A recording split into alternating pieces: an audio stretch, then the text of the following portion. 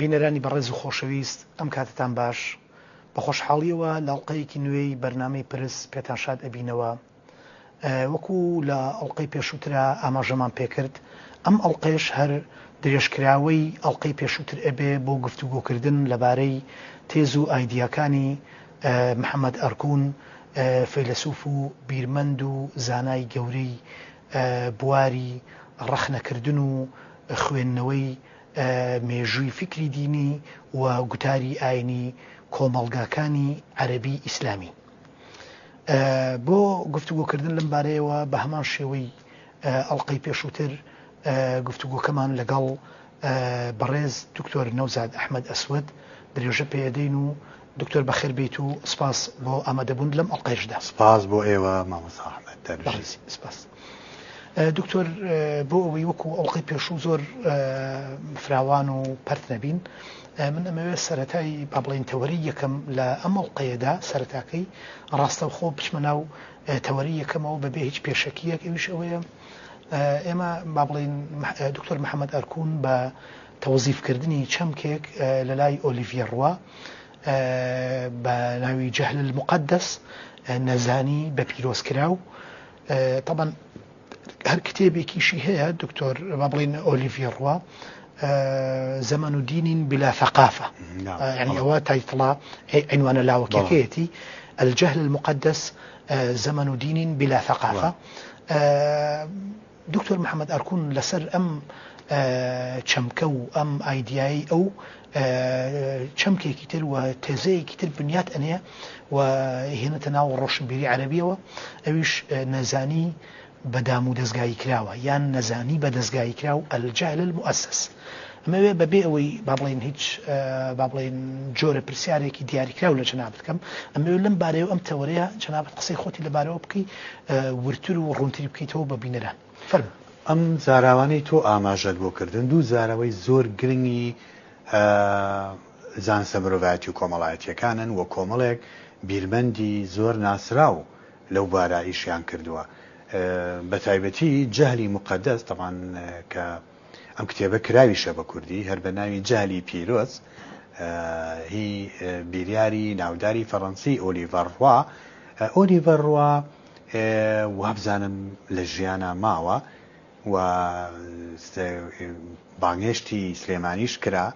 لە بیستیڤاڵێکی گەلاوێژ یا چی بوو. ئۆلیڤەر ڕوا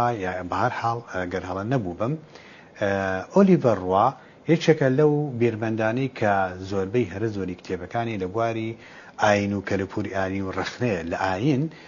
و بە دیاریکراویش ئاینی ئیسلام. یعنی بە تەنها بڵێسی ئاینە سەرێکی ئاینەکانی تر نییە، بەڵکو بە دیاریکراوی کتێبەکانی لێکۆڵینەوەیە لە سەر ئیسلام، لێکۆڵینی ڕەخنەیی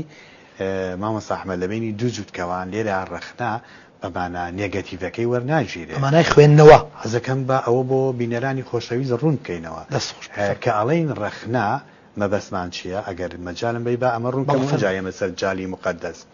پرۆژە سەرچیەکەی محەممەد ئەرکون بریتە لە ڕەخنە لە عەقلی ئیسلامی لە بینی دوو جووتکەوانی گەورەیە. ڕەخنە لە عەقلی ئیسلامی ئەم سێ وشەیە لە ڕاستیە لە دنیای عەرەبی ئیسلامیە سێ وشەی قوبوڵکراو نین. یعنی تۆ ڕەخنە ئەگریت لە عەقلی ئیسلامی، ئەمە لە سەرەتا کێشەیەکی زۆر گەورەی دروست کرد. دوای ئەوەی کە چەمکەکان ڕوون کرانەوە، دوای ئەوەی کە بە پێی ئەوەی لە ئەکادیمیا گەورەکانی وڵاتانی ئەوروپا بە تایبەتی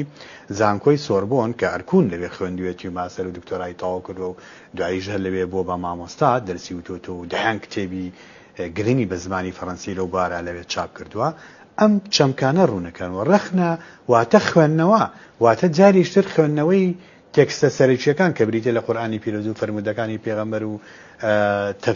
تەفسیری جەلالین بە تایبەتی، جاریشە خوێندنەوەی ئەمانە بە پێی لە بەرەنجانی خوێندنەوەیشدا کە هەیە هەڵێنجانی مانای دیکەی نوێ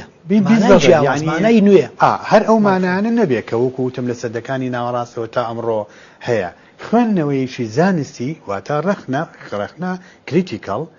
واتە خوێندنەوە، جارێشتر خوێندنەوەی ئەوانە بەڵام بە پێی میتۆدی زانستە مرۆڤایەتی و کۆمەڵایەتیەکان. عەقلیش مەبەستی کاڵێ ڕەخنە لە عەقلی ئیسلامی، عەقلی عین بیرکردنەوە عقلانیەتی دیکارت ئەو کە ئەڵێ عقل لە ڕووی فەلسەفیەوەواڵە نەک لە ڕووی کۆمەڵایەتی مانایەکی زۆر سادە بەپێی ئەو عقلانیەتی دیکارت بنەماکەی بۆ داڕشتووە لە سەدەی حەڤدا و تا ئاگاتە ڕۆژگاری ئەمڕۆمان و ئەمە لەو ڕوانگەیەوە باسی بڵین ڕخنە لە عقلی ئیسلامیەکە بۆ پێی کە بیری ئیسلامی و تێکستەکانی ئیسلام لەو چوارچێوە داخراوە دەربکات کە تا ئەمڕۆتیایەتی یعنی تەفسیر و تەفسیری تێکستەکان و پرۆسەکردنی سروتەکانی ئیسلام لە ناو کۆمەلگاکانی خۆرهەڵاتی ناوەڕاستە بۆ پێی کە لە حەڵقەی پێشوە ئاماژەمان بۆ کرد لە ناو چارچێویکی یا لە ناو شوورەیەکی زۆر پتەوی داخراوایە ئەرکۆن و بەشێکی تر لە بیرمەندان هەوڵەدەن ئەم چارچێوەی بشکێنن و خوێندنەوەیکی تازەیە خوێندنەوەیکی زانستیانە بە پێی زانستە مرۆڤایەتی و کۆمەڵایەتیەکان بۆ تێکستی ئاینی بکەن یعنی بە ئەمە ڕوون بێتەوە ئەنجا بینە سەرەوەی کە مەبەستی ئۆلیڤەر ڕوا بیرمەندی فەڕەنسی ئۆلیڤەر ڕوا لە جەهلی مقەدەس چییە یعنی چۆن ئەمانە هەموو شتێک لە ئاینە ئەبێ بە مقەدەس یا تەقدیسەکرێ ئەو ناوینە جەهل یعنی نەزانی لە ڕاستیان نەزانیەکی زۆر لە ناو کۆمەلگاکانی خۆرهەڵات هەیە و هۆیەزی خۆی توانای خۆی ئەو جەهلە توانای خۆی لە ئاین وەرەگرێت تێکستە ئاینەکانی هێنێ ئەم جالە ئەکا بە جەهلێکی گەورە و پیرۆز و لە ڕاستیە تەمان لە کتێبەکەی تریە درێژە بەو بابەتەدا ئەڵێم ئاینێکە بەبێ ڕۆشنبیری یعنی ئاینی بڵین لە دوایە لە فەسڵی ئەخیرا باسی ئاینی سەردەمەکە ئاینی سەدەی بیستەم و سەدەی بیست و یەکەم کە نابێ هەمان ئەو ئاینە بێ کە لە سەدەکانی ناوەڕاست و بگرێت تا سەدەی 19 هەبووە ئاینی ئەم سەردەمە ئاینی سەدەی 20 سەردەمی تەکنۆلۆژیا و زانست و ئەلکترۆنی ئاینێکی ترە ئاینێکی پڕ لە ڕۆشنبیریە واتە ئاینێکی کراوەیە واتە ئاینی شکاندنی چارچێوەکان و دۆگما و توندڕەوی و ئاینێکە کراوەیە بەرامبەر بە هەموو دنیا بە زانست بەرامبەر بە پێشکەوتن بەرامبەر بە ئاینەکانی تر قوبوڵکردنی جیاوازی و ڕێزگرتنی جیاوازی و ئاینەکانی تر و نەتەوەکانی تر و ئەو ئاینانەی کە بڵین ئاسمانی نین ئەگەر وا تەسنیفیکەی سێ ئاینە سەرچێکە زائیدەن بوزی و بڵین سابی ئەو مندائی و زەردەشتی و کاکەی و ئێزیدی و چیترۆمانە هەر هەموو ئاین کراوە ئەبێت هەم بەرامبەر بە بیری زانستی هەم بەرامبەر بە پێشکەوتنی کۆمەڵایەتی پێشکەوتنی زانستی و پێشکەوتنی کۆمەڵایەتی و بەرامبەر بە ئاینەکانی تر پێشکەوتنی کۆمەڵایەتی چی ئێنێتە ئاراوە یعنی ئەو خۆشگوزارانیەی مۆدێرنە لەگەڵ خۆیایی هێنێ هەنێکیان بڵین لە سەردەمێکی ترا ئاین قەدەغەی کردووە بەڵام ئەمڕۆ ئاین قبوڵیەکە بۆ نمونە کەشناسی پێ دەڵێ سبێنێ بارانە بارێ جاران ئەمە ئەچوە ناو علمی غەیب و کفر و گوناح و بەڵام ئەمڕۆ ئاینیش قبوڵیەکە کەشناسی یا دیاریکردنی ڕەگەزی نێرومێ هێشتا مناڵەکە لە دایک نەبووە زانست ئەزانێ ئەم مناڵە کە نۆمانگی تر لە دایکە بێ کچە یا کوڕە کە جاران ئاین ئەمەی ڕەتەکەەوە بەڵام ئەمڕۆ ئاین قبوڵیەکە یعنی قبوڵی هەموو ئەو پێشکەوتنە زانستیانە کاکە ئەمڕۆ لە ئارا هەیە بۆیە ئاین کراوە ئەبێ بەرامبەر ئەمەیە شکاندنی چارچێوە داخراوەکانی ئاین کە ئەرکۆن هەوڵی بۆ ئەدا و دەرچوون لە جەهلی مقەدەس واتە نەزانیەکەیە بە تەقدیس کراوە بەڵام چۆن لەو جەهلی مقەدەسە دەربچین و هەردوو تەفسیرەکە باس بکرێت تەفسیری زانستی بۆ منە بۆ کەون بۆ کائینات بۆ دروستبوونی ئینسان کە تەفسیری زانستیە لە ئینسان وەک بەم شێوەیە نەبووە کە ئەمڕۆ دروست بووە بەڵکو شێوەیەکی تر بووە نەک تیۆری داروین مەیمون بەڵێ بیزەبەت و بڵین تەفسیری ئاینیش کاڵە ئینسان بەوشی ئادەم و حەوا تا دوای یعنی ئەم تەفسیرانە لە کۆمەلگا باسەکرێ و ئاینیش ئەم جۆرە تەفسیرانە قوبوڵیەکە گفتوگۆی لەسەرەکە مناقەشاکە هەرێکەیان بڵین بۆچوونی خۆیان بڵین هەردوو تەفسیرەکە بەڵگە ئەهێنێتەوە و ئەمەیە کرانەوەی ئاین و ئەمەیە شکاندنی جەهلی مقەدەس کە محەممەد ئەرکۆن لە بەرامبەر جەهلی مقەدەس زاراوەیەکی تر دایانێ و ناوینە جەهلی مؤسەس یا نەزانی لە دامەزراوەیی دامەزراوەکانە ئاخر دامەزراوەکان کاڵێت جەهلی مؤسس مەبەستی لە مؤسساتە بەڵام جەهلێکشە بناغەی دانێ چی بناغە بۆ ئەم نەزانیە دانێ لە مؤسسات لە دامەزراوەکان بە تایبەتی دامەزراوەکان بڵین لە قۆناغی سەرەتایی و قۆناغی ناوەندی ئامادەی زانکۆکان تەنانەت ناوەندە ئەکادیمیەکان یعنی تا ئێستاش لە لای ئێمە لە زۆربەی زانکۆکان و ناوەندە ئەکادیمیەکانە بە شێوەیەکی تەقلیدی ئاینە ئەخوێنرێ و هەر بەو دۆگما بەو چوارچێوە داخراوە لە ئاینە کۆڵرێتەوە لە کاتێکا پێویستە لە قۆناغی ناوەندیەوە بە تایبەتی ئاین بە شێوەیەکی گشتی بخوێنرێ نەک تەنها ئاینی ئیسلام یعنی بۆ ئەوەی کە ئینسانی ئێمە بزانێ یا لە ناوەندیەوە لە سەرەتاییەوە لە تەک ئیسلامە چەندین ئاینی ترن ڕاستە زۆرینە مسلمانە یان زۆرینەی کۆمەلگای ئێمە بڵین مسلمانن و ئاینی ئیسلام ئاینیی پیرۆزە ئیماممان مسلمانین ڕێزیەگرین ئەمانە بەڵام لە تەک ئاینی ئیسلام چەندین ئاینی تر هەیە و لە ناو مێژووە ئاینی تر پرۆسە کراوە ئەمڕۆ لە کۆمەلگاکانی دنیا ئێجگار زۆرن ئەوەش گرنگە یان لە ئەم جەهلی مقدسە کە بشکێنرێ طبعا ئەرکونکاڵێ نەزانی مقدس نەزانی مؤسسە چۆنە مە ئەشکێنرێ یعنی ئەو نەزانیەی لە زانکۆکان و لە ناوەندە ئەکادیمیەکان و لە ناوەندە پەروەردەیەکانە هەیە تا ئەمڕۆ بەو شێوەیە خوێندرێت چۆنەمە بشکێنرێت خاڵی یەکەم بەلای ئەرکون نەک تەنها ئەرکون یعنی بیری تازە بیری زانستی و چەندین بیرمەندی تر یەکەم خاڵ کە زۆر گرنگە بۆ ئەوی ئاین شێوەیەکی زانستی مۆدێرن سەردەمیانە وەربگرێ بریتیە لە تێگەیشتن لە مێژووگەرایی ئاین بریتێ لە تێگەیشتنەوەی کە مێژوو عەفوکە ئاین لە ناو پرۆسەیەکی مێژووی کۆمەڵایەتیە دروستە بێەوە سەرڵەدا گەورە بێ گەشاکە ئەگاتە کۆمەلگاکانی ئێمە یعنی بە کورتی یەکەم بینینی ئاین لە ناو مێژووە دوم لە ناو کۆمەلگا خۆیە یعنی لە سیاقی مێژووی و کۆمەڵایەتیە ئاین دروست بووە بۆیە ئەو سیاقەیە ئەو ڕەوتە مێژووی و کۆمەڵایەتی ئەمڕۆ ئێمە تیاژین زۆر جیاوازە لەو ڕەوتە مێژووی و کۆمەڵایەتی کە لە سەرەتا ئاین تیاسەری هەڵداوە بۆیە زۆر ئاساییە زۆر سروشتیە ئاینی ئەمڕۆ لە هەمان ئەو ئاینەی سەدەکانی سەرەتای دروستبوون نییە بۆ نمونە سەدەی یەکەمی کۆچی زۆر ئاساییەمە ئەجینا هەمان ڕەوت هەمان کۆمەلگا هەمان نەوە هەمان بیر بەرەمێنێت خۆی ئوسوڵیات یا فەندەمێنتالیزم کە ئەنساری سونە و داعش و ئەمانە دیارترینیانن بەم پرۆسی ئەم شێوەیەکەن یعنی هەمان ئەو ئاینەی کە لە سەردەمی سەرەتای فتوحاتی ئیسلامیە چوار خەلیفەکە یا لە سەرەتای سەرهەڵدانی ئیسلامی مەبەستن پرۆسەی مێژووی و کۆمەڵایەتیە هەمان ئەو ئاینەی ئاینەیە لە کۆمەلگاکانی ئەمڕۆیە بیسەپێنن و پرۆسەی بکەن و کارەساتی گەورەی وەکو ئەوەی مووسڵ و ئەفغانستان و ئەمانی لێ دروستە بێ کە بینیمان یعنی جەهلی مقدس لەوانە بە کۆیلەکردنی ژن فرۆشتنی ژن لە بازاری ئەمانە بە پێوەست تەماشا کراوە بەڵام بێ بەم سۆگەری جەهلی مقدسە چۆن ئەمە لەو حاڵەتە دەرێنرێت چۆن ئەمڕۆ پرۆسەی ئاینێکی سەردەمیانە کرێ کە بریتیە لە ئاینێک پەیوەندی بە خودی خۆمەوە هەیە خۆم و خوای خۆم ئاینێک پەیوەندی بە من و خوای خۆمەوە نەک فەزای کۆمەڵایەتی من بە زۆر تۆیا بیسەپێنم و بە زۆر وا لە تۆ بکەم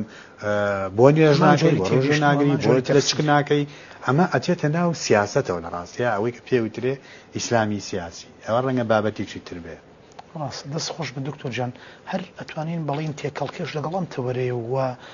درێژکراوەی ئەم گفتوگۆی کە جنابەت ئێستا با بڵین خستە ڕوو ئەویش ئەوەیە با بڵین دوو چەمکی تر با بڵین هێنێتە ناو ڕۆشنبیری عەرەبیەوە محەممەد ئەرکون ئەویش الظاهرة القرآنية والظاهرة الإسلامية دیاردەی قورئانی دیاردەی ئیسلامی يعني الرێک ئەوەی کە جنابەت باس کرد ئەو دیاردەی قورئانی ئەو جیهانەیە کە بەسەر فرەئەگەرە و بەسەر ڕەهەندی جیاوازە کراوەیە و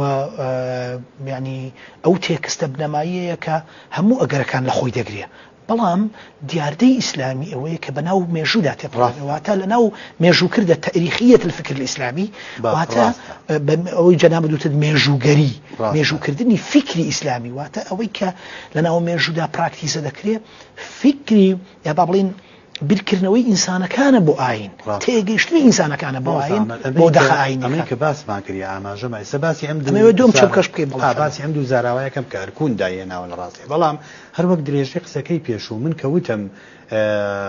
بڵین هەڵەی گەورەی فەندەمینتاڵیستەکان وسوڵیەکان ئەوەیە کە یانەوێ هەمان ئەو بارودۆخە مێژووی و کۆمەڵایەتی پراکتیزەکردنی سروتەکانی ئاینی ئیسلام لە سەرەتای دروستبوونیەوە وەختە بڵم لە سەدەی یەکەمی کۆچیوە ئەیانێ هەر هەمان شت ئەمڕۆ پرۆسە بکەن کارەساتی گەورەی لێەکەوێتەوە و کۆمەلگا بەرە و نەهامەتیشی زیاترە بە و ئەبێ ئەمڕۆ ئاینێکە بێ زۆر جیاوازە و ئاینەی لە سەردا دروست بووە جارێشتر ئەمە ئەڵێمەوە تاکید دەیەکەمە لە سیاقی کۆمەڵایەتی و مێژوویە ئەژینا لە ئاستی ترا لە ئاستی تێکستە ئاینەکانە ئەتوانم بڵێم ئەوە لە سەوابەتە بۆ نمونە تێکستی قورئانی فەرمودەکانی پێغەمبەر بە تایبەتی ئەو فەرمودانەی کە بڵین بە فەرمودەی صحیح و ئەوانە ناوەبرێن ئەمانە وەکو کۆمەڵێک تێکستی پیرۆزی ئاینی ئەمێننەوە ئەمانە بێگومان دەستکاری ناکرێن من وا باسی سیاقە مێژووی کۆمەڵایەتیەکە ئاکەم محەممەد ئەرکون لەسەر ئەو بنەمایە دوو زاراوەی تر داهێنێ کە نەلای فۆکۆ نەلای ئۆلیڤەڕەوە نەلای هابرماز و هیچ جێشتێک لە بیرمەندا ئەوروپیەکانە نییە ئەویش دیاردەی قورئانی لەگەڵ دیاردەی ئیسلامی دیاردەی قورئانی ئەو بابەتانە ئەگرێتەوە کە بڵین ئەو ئاەت و سوورەت و ئەو بڵین تەکستە سەرچانی کە لەناو قورئانی پیرۆزایە ئەمە دیاردەی قورئانیە لە سەرەتای دروست بوون و سەرهەڵدانیەوە لەو کاتێک کە بڵین گەیشتووەتە قۆناغێک ئەمەش کێشەی مێژووی درودرێژی لە پشتە چۆن موسحەف شکلی گرتووە لە کۆتایە و گەیشتووەتە ئەوەی ئەم ڕۆمان مهم ئەمە دیاردەی قورئانیە کە وەکو تێکستێکی تەنزیهی وەکو تێکستێکی ڕۆحی تەویلی تەماشاکرێ و دیراساکرێ وەک خۆشی چەندین دیراسەی پراکتیکیە لەسەر قورئان ئەمە دیاردەی قورئانیە وەک تێکستی و کوتون پیرۆز تەماشاکرێ و ئەمە دەستکاری ناکرێ بەڵام دیاردەی ئیسلامی لە ناو مێژووی کۆمەلگا ڕێک ئەوەیە کە لە پرسیارەکەی پێشوە باسمان کرد ئەمەی کە ئیسلام لە فتوحاتەوە لەو سەردەمەوە لە سەرەتای سەرهەڵدانیەوە تا فتوحات و تا ئاگاتە ئەمڕۆمان بە چەندین قۆناغی مێژووی زۆر جیاوازات تێپەڕێ و لە ناوچە جیاوازەکان لە وڵاتە جیاوازەکانە ئیسلام چەند شێوە و چەند ڕەنگی جیاوازی هەبووە تەنانەت ئەمڕۆ باز لەوەژە کرێ ئیسلامی ئەفغانستان ئیسلامی ئێرانی لەگەڵ ئیسلامی سعودی ئیسلامی عێراقی ئەمانە لە ڕووی جاریشە تاکی دەکەمەوە مێژووی کۆمەڵایەتی ناو پرۆسەی کۆمەڵایەتی ڕاستە خاڵی هاوبەشیانێ بەڵام خاڵی جیاوازیشیان زۆرە هەر خۆی هێزی ئاین بەڕێی من ئەوەیە کە لە هەر کۆمەلگایەکە بە پێی تایبەتمەندی و دابوونەریت و بە پێی جۆری ژیانی ئەوان خۆیە گونجێنێ یعنی ئاین لەگەڵ تایبەتمەندی ئەو کۆمەلگایە و لەگەڵ نەریت و لەگەڵ ئاینی ئەو کۆمەلگایە خۆیە گونجێنێ و لە سەردەمی عەباسیەوە ئەم گۆڕانکاریە ئەبینرێت یعنی مێژوو لەو کاتەوە تا ئەمڕۆ ئەم دیاردەی ئیسلامی کە لە دوایە ئەرکۆنی کابەزارا و کتێبی گەورەی لەسەر چاپەکە بە ئاشکرا ئەمە دەرکەوتووە بۆچی لەبەرەوەی فتوحات لە سەردەمی لە عەسری عەباسیە ئەگاتە زۆربەی گەلان و وڵاتان و ناوچەکانی تر یعنی ئەگاتە شارستانیەتەکانی تر یعنی ئەگاتە کولتورەکانی تر یعنی لێرە شارستانیەتی عەرەبی ئیسلامی کولتوری عەرەبی ئیسلامیە با بڵین ئیسلامی بتوربە ئەبێ یا کارلێگەکە لەگەڵ شارستانیەت و کولتورەکانی تری غەیرە ئیسلامی کە کارلێگەکەن هەم ئیسلام خۆی گۆڕانکاری بەسەرادێت و هەم ئەو کولتور و نەریتە یا تایبەتمەندیان نەتەوانەی ترکە لە وڵاتانی ترا هەبوون گۆڕانکاریان بەسەرابێ جۆرە ئاینی وا سەرهەڵەدا کە متوربەکراون لە نێوان ئەمانە بۆ نمونە ئاینی زەردەشتی هەم ئیسلامی قوبوڵە هەم ئەوەی خۆی یاسابی ئامەندایی یەزیدی کاکەی ئەمانە سروتی تایبەتی خۆیانێ و لەگەڵ سروتی ئیسلامە ئاین ئیسلامە تێکەڵێکەن و تا دوایی یعنی بڵین ئەمە ئەو بابەتانن کە بەڕێی من ئەبێ ئینسانی لای ئێمە ئەم دووشتە جیاب کاتەوە تێکستی ئاین ئەمە دەستکاری ناکرێت بەڵام ئاینی ئیسلام لە ناو مێژوو لە ناو کۆمەلگا زۆر جیاوازە بەو پێی کە لە سەردەمەکانی پێشوا هەبووە و ئەبێ ئاین ئەمڕۆ لەگەڵ ئەم سەردەما خۆی بگونجێنێ ئەیجینا وەکو ئەوەی کاڵێ درەختێک تۆ ئاوی ئەم سەردەمەی ئەدەیتێ تۆ ناتوانانی ئاوی سەدەکانی ناوەڕاستی بیتێ ئاوی سەدەکانی ناوەڕاست ئاوی سەردەمی سەرەتای دروستبوونی ئیسلام نییە ئەو درەختە وشکە بێ نامێنێ بەڵام ئاوی مۆدیێرنە ئاوی ئەم سەردەمەی ئەدەیتێ بۆی هەمیشە وەکو درەختێکی پڕبەرهەم بمێنێتەوە. ڕاست دەست خۆش بە دکتۆر یەکینی کتر ئەگەر کورتی باسی بکەین ئەویش ئەوەیە لە قۆناغێکدا و قۆناغی ژیاری ئیسلامیە حەزارەتی ئیسلامی